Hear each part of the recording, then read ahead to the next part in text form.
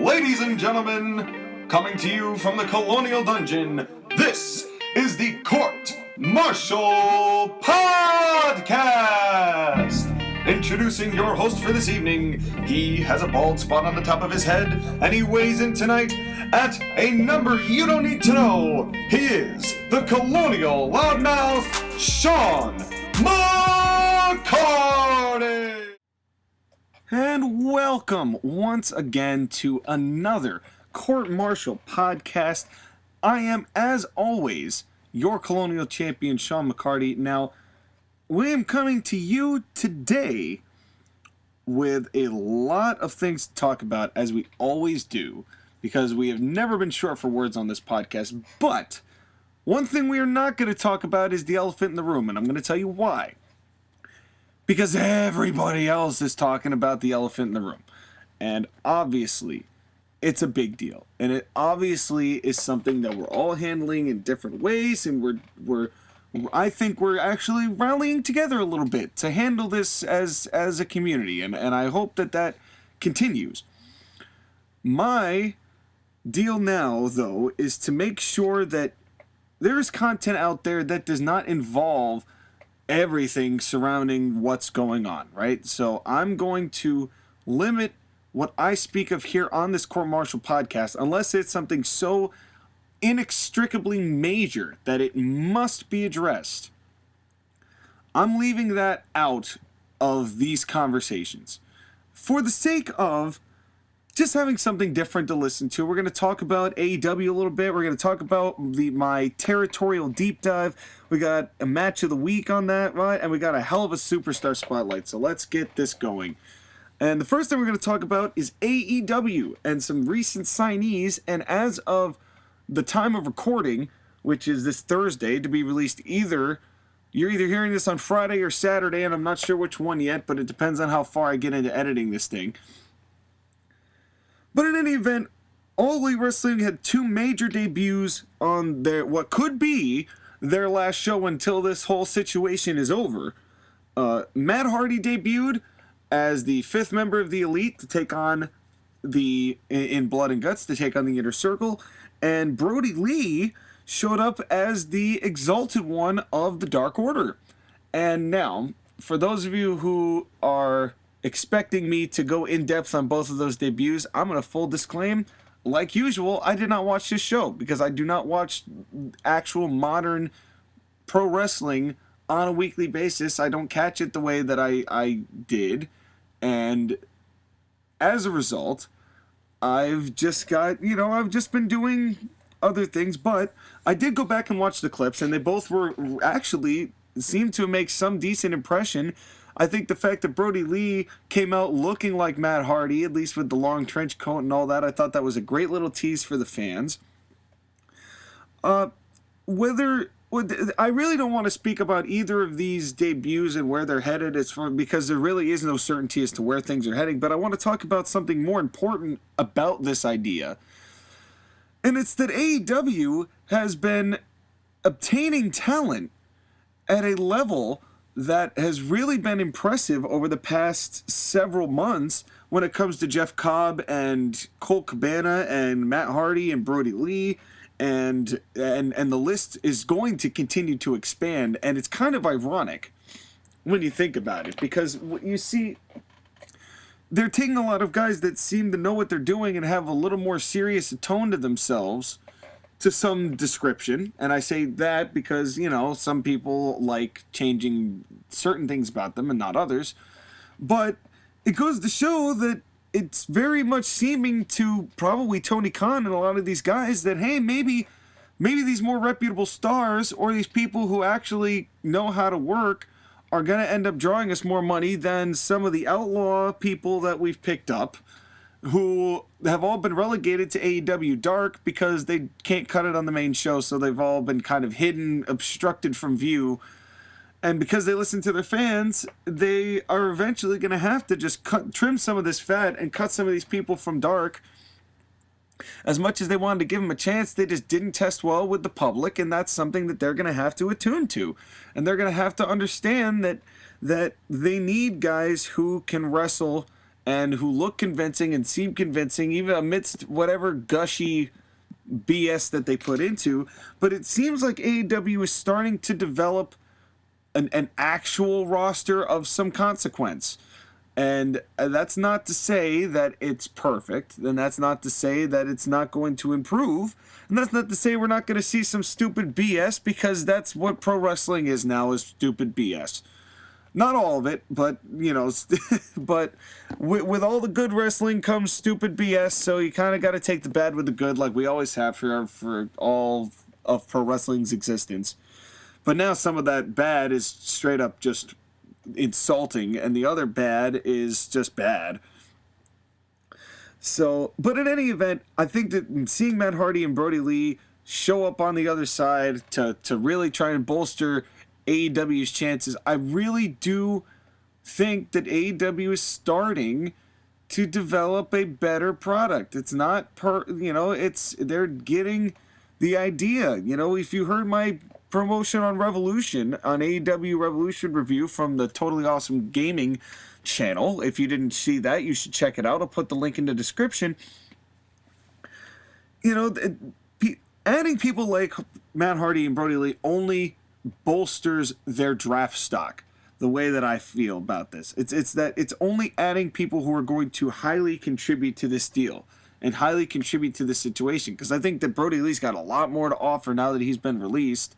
And once they get him on the microphone, and even more once they get him working in the ring, he's going to be such a huge influence on this company. And Matt Hardy goes without saying. I mean, the Broken Matt has already made its return.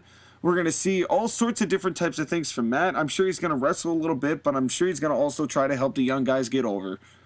And hopefully he doesn't just bow at the knees to these guys, you know, and take the play kicks from Cassidy or something like that. Hopefully he'll still be the Matt Hardy I know and won't do dumb stuff. But you just never know nowadays. And obviously we got to wait a little bit on this.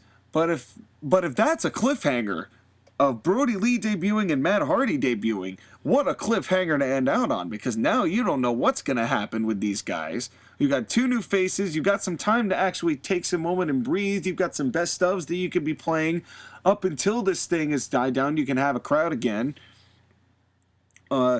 This might also end up doing AEW some good. It may really end up doing AEW some good, so they can kind of sit back and look back at the real analytics and go, all right, what was popular and what was not popular, and what do we need to refine? This time of hiatus might just be the thing that separates AEW from WWE come hell or high water. And I'm interested to see where it goes. I'm interested to see where we all are in a month's time or 2 months' time or whatever the situation is going to end up developing into. But it's going to be really... I'm excited for what AEW can produce if they really do start to put the puzzle pieces together. So the next piece of business, and I'm going to talk about, is something that I'm doing in my time at home. Now, believe it or not, because I work on what could technically be declared a farm, I am still going to work to provide fresh vegetables and flowers and all sorts of things to people, which we have pickup services and things about, and so I am still at work. So as a result, I don't really have the time to do a deep dive into this, but it's a project that I'm going to start working on. I'm doing a deep dive of all the territory shows that they have on the WWE Network, which will include Mid-South, Bill Watts' Mid-South from its beginning in 1981, and I think they finish out with December 1985. Smoky Mountain Wrestling, which starts on March 19th, 1994, and then goes through into 1995, but not a whole ton of it. World Class Championship Wrestling, starting on the January 2nd, 1982 episode, all the way until I think 86 is the tape library they have. The Old Verngani AWA, which is starting in March 4th, 86, and going on till at least 89, I believe, and that has a series of different matches in it, but not a ton of episodes. Mid-Atlantic has got a good probably 4 or 5 years of wrestling in it. Mid-Atlantic Championship Wrestling. That's September 12th, 1981 is where I'm starting that. Then there's the WCW, the old WCW, which is starting November 2nd, 85, which is also going to include the original Starcades, which I'm going to kind of clump into that mix. And then the WWF, I'm starting with the All-Star Wrestling in September 13th, 1975 show, which was 40 minutes long and was prepping up for superstar Billy Graham. We're going to talk about him in a little minute. But the whole reason I'm doing this is that I would love to actually get the roots. You know, my wrestling knowledge is based primarily on what I grew up with, which was I really got into wrestling at Triple H and Shawn in 2002. And what was going on in 2002, that's really when I started getting full-fledged high impact into it. Although I did own WWF In Your House, which was made in 1996, and I did play that a lot, and that also got me into wrestling. As weird a Mortal Kombat crossover as that was, that game actually did get me into wrestling to a significant degree. Plus, I used to watch VHS tapes when I was young from the New Generation, which was like 93, 94, 95. They had those VHS tapes in my local... so you see, kids, back in the day, there was such a thing as a video cassette store where you could rent VHSs and then return them. But it's almost like the library. See, a library, kids, is this place where you could use free internet, where they store a bunch of books. And it used to be it only was books. And you had to go in there and you had to find things like that. You know, you go into Vine, you find a book. Oh, damn it. See, a book is this collection of pieces of paper with words on it. And along these pieces of paper usually was a story. Sometimes it was information. Sometimes that story was true. Sometimes that story was false and it was just imaginative. And it had these really hard pieces of paper called covers. And they would have a title on the front and it'd be written by authors. So those would be stored into this big library. Well, a VHS center was basically one... well, I should finish explaining a library. You found a book you wanted. You'd go up to the counter. You'd have to register for a library card. It'd cost you 50 cents. They'd give you the library card, and then you just swipe the library card. They'd put a stamp on that book, and you'd have like a week or 2 weeks, depending on which library you went to. You have a week to read it and return it, or to read it, read part of it, come back and renew it, and then you could renew it again and blah, blah, blah. VHS centers were basically that, but with VHS tapes, which were the things that were before CD players. And before... See, a CD is this big circular disc that you would put memory on, and you'd slide it into your computer, and you could burn CDs for music, and you'd be able to play them in your car. And sometimes they would have movies on them. You could play them as movies. You could do music on them. You could record music on CDs. You could use them as just straight data files. Well, before all of those was a VHS tape. And the VHS tape was this big square. Most of the time it was a black rectangle with two white nozzles on either side, which ran an actual film of tape to show your film or whatever it is you recorded on it with a camcorder or however it was that it was presented. And you had to rewind those suckers every time you played them. Well, they used to have VHS stores where you could go into the VHS store and rent out one of these lucrative devices, so long as you had a VHS player at your house, which you had to buy, obviously. And you could rent that out for like a week. Same deal. You rent it out for a week, watch the cassette. You made sure you rewound it before the end, otherwise they'd get mad at you, or they'd charge you if you did it enough times. You'd hand it back to them, and, you know, you'd pay however much it was to rent those movies, and then you give them back, and that'd be that, and then you can get another movie, and so on and so forth. So that's what that was. And I did not mean to make a tangent, but you see, I can't take any grounds with what these kids and these younger whippersnappers know nowadays, because back in my day. But in any event, speaking of the territories, and as a result, I was pretty much born and bred, indoctrinated on WWE, and it was really after all of the excitement of the Monday Night Wars had subsided that I got into it. really enjoyed getting into it, but then I started wanting more and started reaching in for my roots. I like the new generation stuff. I went back and saw Hogan matches, and I just got more and more interested in older school and older school and older school. And now here we are at the territories, and this is about as old a school as it can get. And so what I'm going to do is I'm just going to try and go from the earliest date, which is All-Star Wrestling in 75, and just kind of work my way up the ladder here. And I'm going to do several months of one show in a row and then several months of another show in a row. And the reason I'm telling you all this is that what I would like to do at some point, and maybe this will be its own show, maybe it'll be a specific edition of the Court Martial podcast, is that we will be doing every so often we'll be doing some deep dives into a particular territory, or even better, even into a particular run or a concept in a territory. Maybe it'll be one specific show, maybe it'll be a feud that's going on at a certain time, how they present people. I'm trying to just get a scope of what wrestling was before Vince McMahon came and scooped it all up and became the de facto name associated with pro wrestling. So that is my adventures, and if there's any specific territorial stuff, because WWE doesn't have anything from Memphis, they don't really have, save for, Mid-Atlantic with the Carolinas and things like that, but there's nothing really up where the Sheik was doing. I don't have anything from that, as far as, like, Illinois and Indiana and things along those lines, so there's definitely a lot of blank spots in the territories that in certain territories I'm not going to be able to fill just because I don't know what to look for. So if there's anyone in this particular audience who has something from the territories I should listen to or watch that you can find on YouTube, I please implore you to send me the link, and I will gladly watch it and review it, per any of you really wanting to see that kind of content.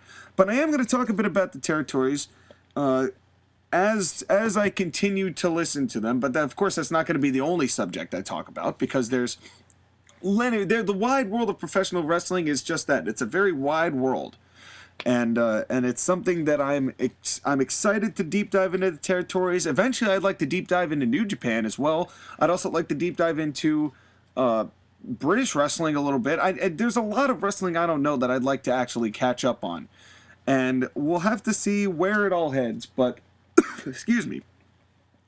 With that said, and fear not, that was just I've been talking for the better part of 15 to 20 minutes without any water, so excuse me one moment.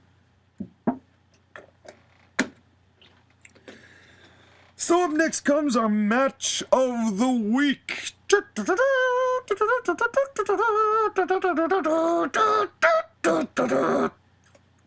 I still do not have anything for that, but eventually I will make something, and maybe it'll be next week. It was not this week, but maybe it'll be next week. I'm not sure.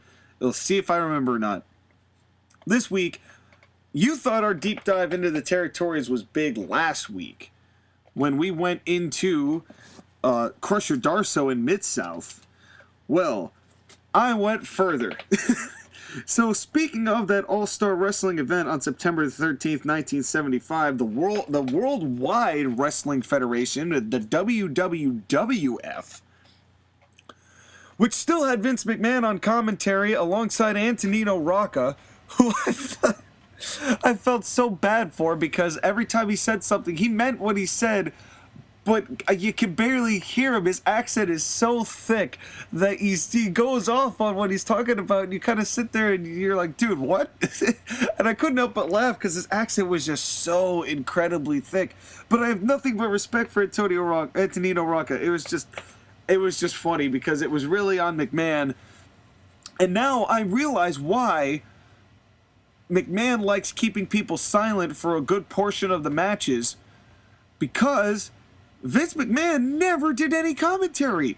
I mean, he was sitting there, and a lot of the matches were just silent, or at least a lot of the parts of the matches were silent. He would hit a couple big impact pieces of commentary, but it was really, you want to talk about a disconnect from pro wrestling. Vince, I don't think knew his head from his arsenic in as far as maneuvers was and what to call the moves, and he didn't even in the new generation either. But particularly here in the 70s, it was It was something. So the commentary was what it was, but the match that I chose was actually, I think it was the opening match. And it was Billy Graham, superstar Billy Graham, accompanied by the Grand Wizard, versus somebody you have never heard of. That is Tom Stanton. And there's a lot of little subtleties that make this match fun. This match was literally 3.5 minutes long. That's it. But it got the point across. It did exactly what it needed to do, and established somebody who really was going to make waves in the WWF in superstar Billy Graham. I mean, this was a glorified squash. But I chose this as a match of the week because it really is a fun. It's fun to see how even the storytelling, the little bits of storytelling are so important.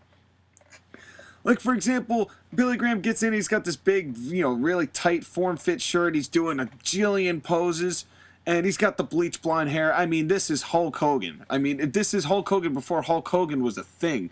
And you could see a lot of Billy Graham in Hulk Hogan.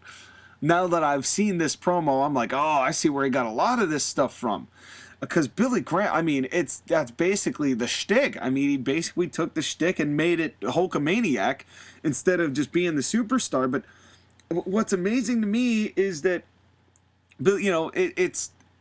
it's not even any moves that are like, ooh, ah, and, I often consider a lot of modern matches to be like if you're setting off bottle rockets. You're like, there are the moves. Ooh, ah. Then the bottle rocket comes back down, and you're kind of left looking at the empty cartridge going, well, I mean, that was fun, but it didn't really mean much anything.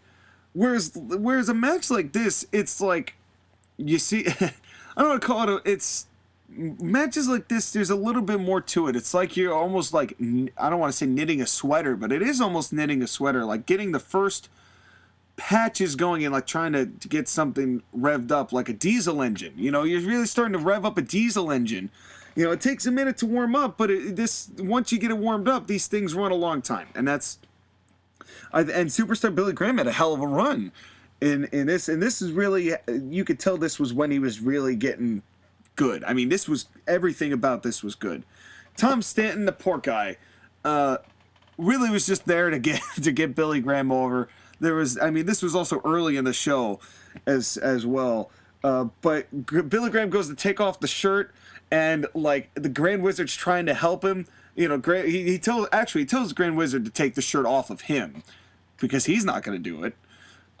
Because he's too busy posing. So the Grand Wizard goes to take the shirt off of him, and he can't get like the sleeve cuff past the bicep, and he does a little struggle, and he really starts to struggle to get it off, like he's trying with all his might because the bicep's so thick.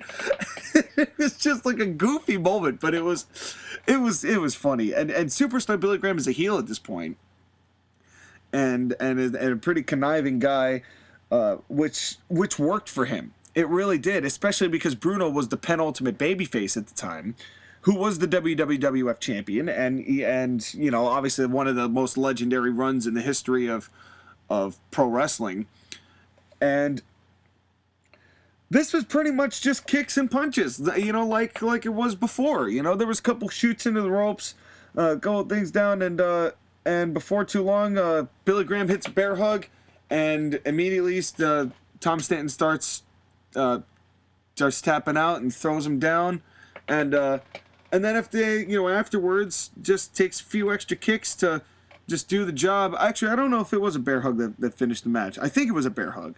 I watched this last night, and I wrote down the notes really fast because I was also passing out while I was doing it. But it was mostly kicks and punches. But it was a great showcase. It showed, but Billy Graham did do a lot of moves. I mean, Billy Graham got his power move stuff in. This was a display of superstar Billy Graham, and that dude had some ability to lift. I think a lot of that came from steroids, particularly just because it was a different time. It was a different time. You had certain body standards. I'm not saying anything discriminatory or accusatory of superstar Billy Graham, but superstar Billy Graham himself has admitted to taking the roids, and again, different time in history. But there was some, but then after the match, Billy Graham keeps kicking Stanton in the corner, just starts putting the boots to him like long after the bell has ended, and even I'm sitting there like going like, oh come on man, he had the man beat, and it's the fact that I was sitting there going, obviously knowing it's a work, but still being able to look at that dude and go, hey come on dude, like he didn't need that. The fact that he was able to get that level of emotion out of me, not to the point where I was screaming at the TV to ask somebody to stop, but the fact that he got that level of emotion out of me, it's like, oh, come on, man. That alone goes to show the difference in times and how little teeny things can make so much. It made sense. Everything made sense. It was quick. It was purposeful. And then Grand Wizard and Billy Graham cut one of the best promos I've ever heard. I mean, Grand Wizard does a great job pulling up Billy Graham, and he says, listen, and just for you, McMahon, superstar Billy Graham, you should be honored. He wants to actually speak on the microphone with you, Vince McMahon. So, like basically bow and kneel before the awesome might of this great presence that is superstar Billy Graham. Then Billy Graham gets on the mic and cuts a scathing promo on San Martino, how he's coming for his belt, and it was just brilliant. It was... It was fire. It was incredible. McMahon's sitting there going, oh, yeah, okay. But, because McMahon is supposed to be the straight man in this as Superstar cuts the heel promo.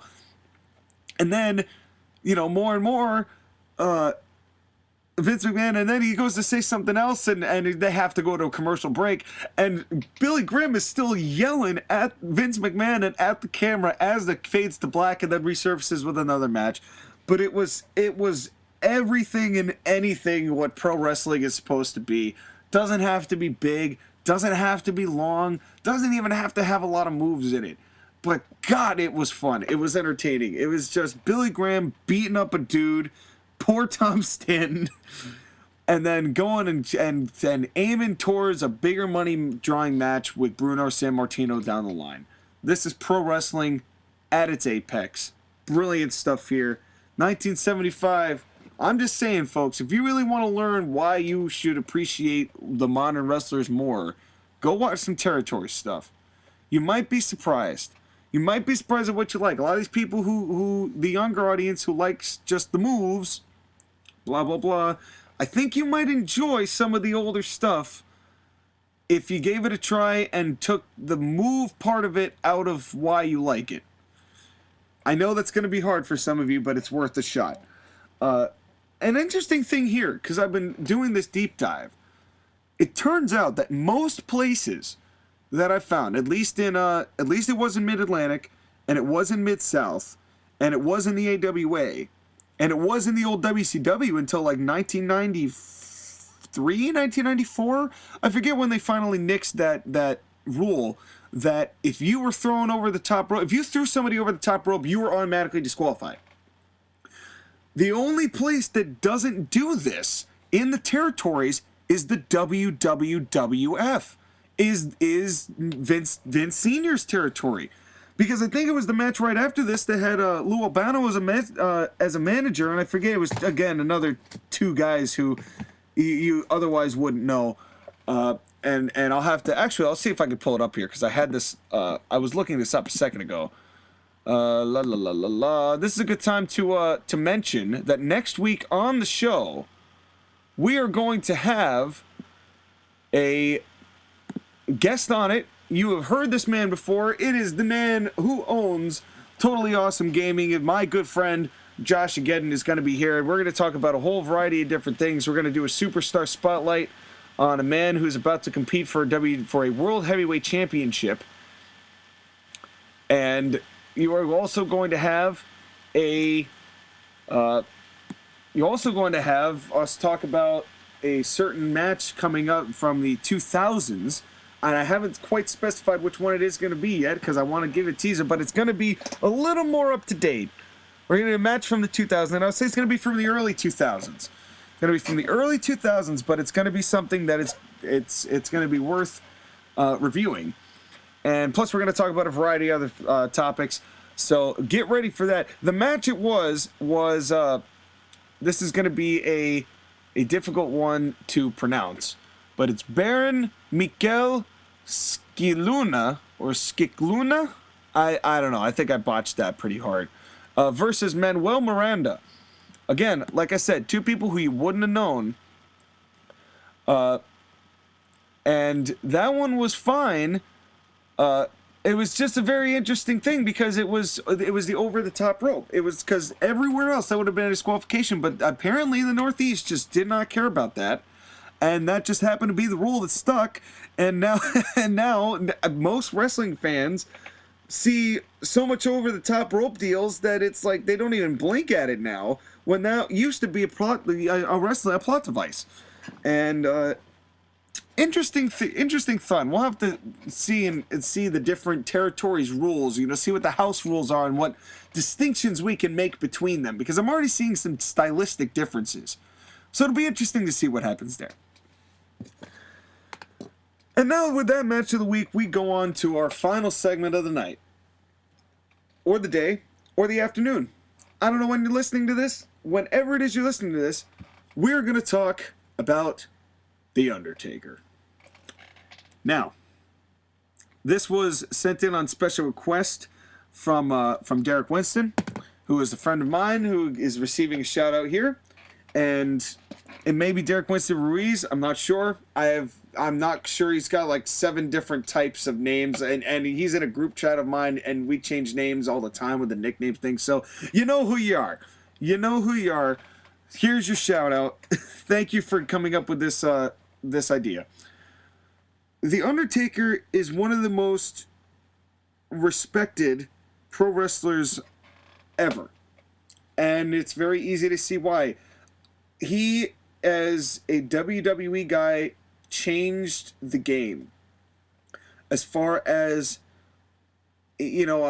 what many would consider taking a hokey character, a very hokey character. Oh, he's a guy who works in a graveyard.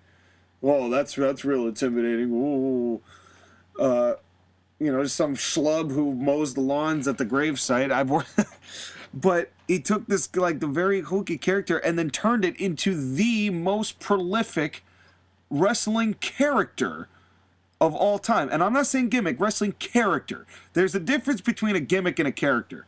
In my opinion, in my personal opinion, a gimmick is you, but enhanced. It's an extension of yourself. That's a gimmick. To add parts of, into that. A character is something that is completely not you. It's like the adornment that you put on. It's like the Christmas balls on the tree. It's not the tree. The gimmick is the tree with the needles. The actual a character is just like the Christmas balls and the ornament you put on it. Like Hulk Hogan's gimmick was being the beach dude from Florida who could subsequently go in and possess a hyper patriotic dude. But his gimmick was the let me tell you something, brother, and the real American, all of that. Anyway, Undertaker took a character that in theory would have sucked with anybody else, but God, did this guy pull it off. I've seen some of his work as Mean Mark Callis, who was he was green at the time, but he was teaming, I think, with I want to say it was Vicious as a member of the Skyscrapers when Spivey got injured, or vice versa. Or it was either I think that's the way that boiled down. Either Spivey got injured and Taker took his place, or Vicious got injured and Taker took his place. I don't remember. But he did a little bit of that as Mean Mark, and then he came out and then became the Undertaker, winning the world title within a year, being taking down Hulk Hogan pretty much convincingly, and then he had so much mystique and mysteriousness to what he was, but he with his limited moveset, which was good for him, he could work. He immediately had the reputation of the locker room. His match with Hogan back in 91 or 90, it might have even been I think it was 91 or at the very beginning of 92, was terrific. He had some prolific feuds at the time with Bret Hart and Diesel, and I'm skipping ahead a little bit, to when he had for his every good matches he had a bad match with like Taker and fake Taker. and certain other bits of that. And then, of course, he had the mask when he broke his orbital bone, and he had to wear the mask. And then he turned the whole Ministry of Darkness thing, and he got a different, revised look as that Taker. No, I'm not the biker Taker yet. And then in '97, he has the Hell in a Cell match. His match with Diesel, by the way, in '95, or Mania of '95, was great. And that match does not get enough credit because those two big guys put in a good quality match. And it might actually end up being my favorite Diesel match, my favorite Kevin Nash match. Is that one, because it was very well done. But in any event, then Taker goes on, he does his, he gets the darker look, and then he starts getting into that feud with Shawn Michaels. And that was just gold. I mean, the DX was starting to get going. They had the Hell in a Cell match, then they had the casket match, and of course the casket match is where Shawn got his back injury that ended up getting him out. Taker then does the whole Ministry of Darkness thing at the time. Taker was one of the guys who was really, like, a stalwart at that time. And then Kane, his feud with Kane, which was absurd. Although I would argue they never really had a good match. Did Undertaker versus Kane. Which is the biggest shame because those two looked so great together and they were a great tag team. But against each other, they never had good chemistry. And it's a shame because it was just a disconnect. But they had, like, the Inferno match with Undertaker. I mean, there's so many there's too many matches to mention. His career spans so long. He does the Ministry of Darkness thing, then the corporate ministry deal. He had the highest rated segment on Raw ever with him and Steve Austin for the world title. Then he goes into that, and then he revives himself as Biker Taker because people were getting sick of the actual gimmicky character part of this, so he turned into Biker Taker, and that ended up being the best move he could have done. And that ended up getting insanely over, and then the whole Brothers of Destruction deal with that. And he drives the bike down, and then the American Badass thing where he turned heel in 2002, where it was just vindictive and mean and just a dick to everybody, and threw Maven through the popcorn stand and just whipped the holy hell out of the Hardys for the better part of 3 months. And, that match on Raw with Jeff Hardy for the world title, the ladder match, which was phenomenal.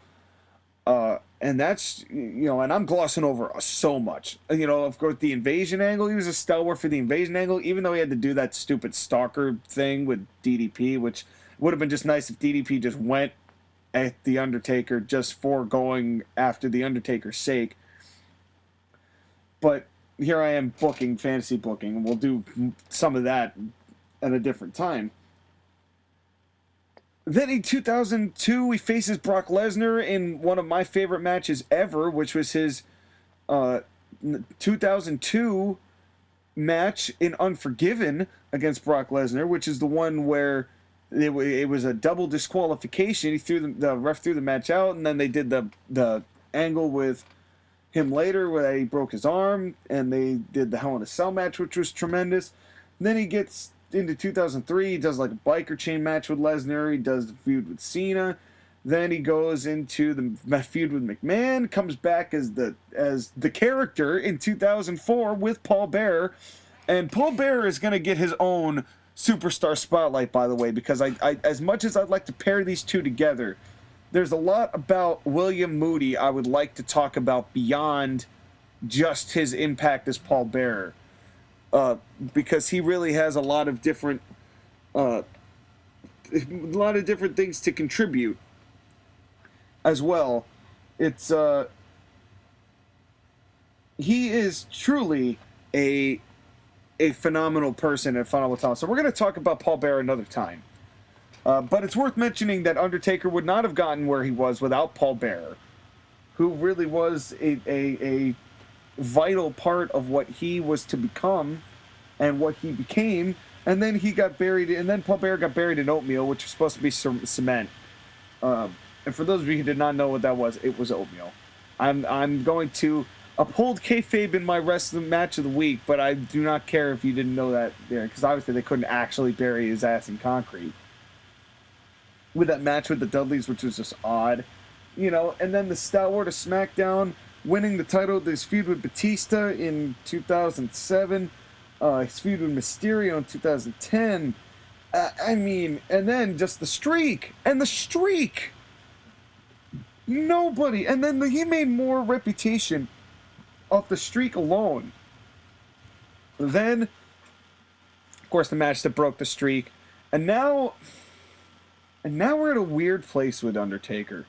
Because, like, on the one hand, he still had tremendous matches. His match with Punk at Mania was great. His matches with Michaels with Mania would arguably, are almost universally regarded as the best WrestleMania matches of all time, and arguably the best WWE matches of all time. I mean, most people put those in the near top of their lists. Undertaker is, but now we're starting to see the signs of age. And it was witnessed against Lesnar. It was way more, he looked better against Bray Wyatt the first time. 33 was the match against Reigns where it looked like he was going to hang it up. And then he came back to squash John Cena. Then he had that god-awful atrocity with Goldberg. Not to mention the Brothers of Destruction versus DX thing in Saudi Arabia, which was cringy. And now he's coming back and doing one chokeslam to AJ Styles for $1 million paycheck. And now he's wrestling AJ Styles at WrestleMania in front of nobody. And more importantly than that, apparently they are actually bringing back Biker Taker for this, which would have gotten a huge pop. So what a worse time to do it than now. Because now the reversion doesn't mean anything because nobody's in the stands to react to it. God. It's what a weird time this is. And Undertaker, God bless him. I respect that man so much. He has been such a quintessential part of my life for so long, just for what he's done and where he's been. He's been around for his career has lasted longer than my lifespan. He is arguably one of the greatest ever to do what he's done. The company man through and through, who proved that you could take anything that you're handed and make it into gold if you work hard enough. And Undertaker, guy, we love you, man. And I think that's what makes it so much harder to see matches like him and Goldberg. Because it's like, we love you so much that we don't want you to hurt yourself. We don't want you to ruin what... I don't think he's ruining his reputation, because obviously Undertaker is going to be... But he falls into a laundry list of guys who stayed longer than they should have. And it's just wrestling. It's the wrestling business. But Taker, no matter what you do, you're always going to have my respect. I will always be a fan of that man. And with that said, we have to now take our first commercial break. When we come back, we're going to finally debut the drive-thru, because I finally got an audio quality that actually works, because the past few I've had issues with transferring from the phone. So now we're finally going to get that started. So you're finally on Tuesday, ideally, you're going to finally get an episode of the drive-by, an episode of the drive-by, and we will be right back right after you hear a words from our sponsors.